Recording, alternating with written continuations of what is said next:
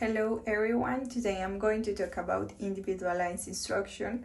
First, let's define it. Individualized instruction is an approach to teaching where lessons, materials, and assessments are adapted to the unique needs of each student. It recognizes that learners are different, they have different abilities, interests, backgrounds, and learning speeds. Instead of expecting all the students to learn in exactly the same way, individualized instruction provides flexibility. This doesn't mean lowering standards. On the contrary, it means giving each learner the right tools and opportunities so they can reach the same goals in a way that works for them. For example, one student might learn better through visual aids, while another might prefer hands-on activities or discussions. In individualized instruction, the teacher considers those preferences and provides different pathways to success. This approach also encourages students to take more responsibility for their learning process. When instruction is tailored, students feel more engaged, motivated, and confident because they see their unique strengths and challenges as a value. It is important to look into the benefits of this approach so we have a better understanding of it and we can implement it in the best way. The first benefit that we can find is that every student can go and can learn in their own pace. So let's say that we have a student that understands everything really quickly and do every activity and every worksheet really quickly. The student can move ahead to the next topic or their next exercise.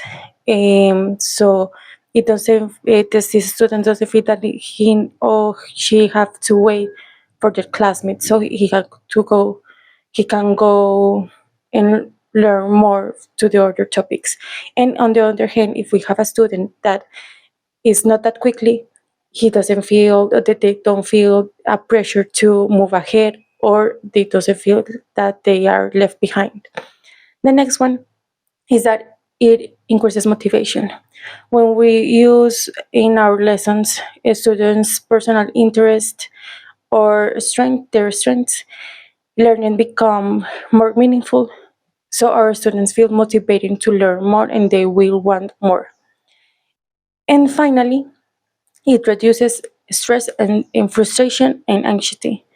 Students will feel supported on every step of the way instead of feel that they are being compared to other students.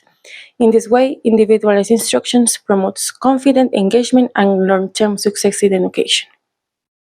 On the other hand, of course, there are some challenges with individualized instruction.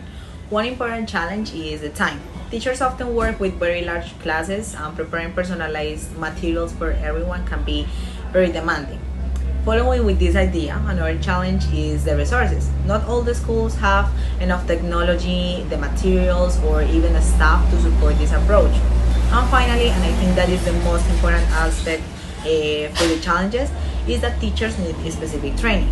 Without the strategies for balancing group work and individual needs, it can be very hard to put this individualized instruction into practice. So, in short, while the idea is excellent, the implementation can be very complex.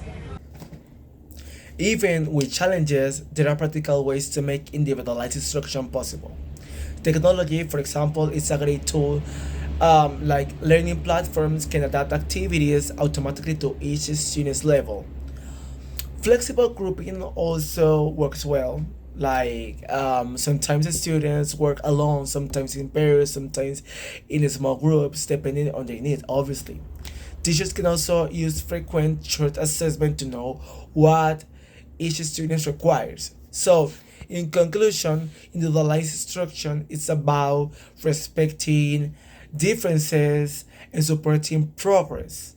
If a school uses it, I think that if a school uses it effectively, they can create a more inclusive and motivating environment where every learning has a chance to succeed.